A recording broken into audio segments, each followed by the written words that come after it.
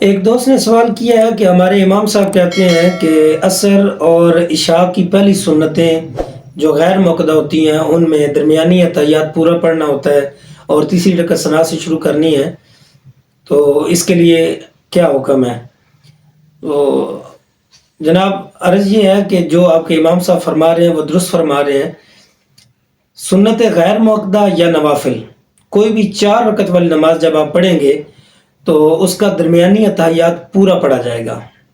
درمیانی اتحیات کا ویسے بھی حکم واجب ہونے کا ہے، لیکن اتحیات سنت غیر موقدہ یا نوافل جو بھی 4 رکعت پڑھے جائیں گے ان کا درمیانی اتحیات مکمل پڑھا جائے گا اور تیسری رکعت ثنا سے شروع کی جائے گی۔ البتہ اگلا سوال یہ ہے کہ اگر ثنا انسان بھول جاتا ہے یا تشہد تک پڑھنے کے بعد آگے درود شریف پڑھنا بھول جاتا ہے تو کیا نماز ہو جائے گی؟ تو عرض یہ ہے کہ یہ درود شریف پڑھنا، آگے دعا پڑھنا وجوب آپ کا مکمل ہو چکا ہے، یہ سنت ہے۔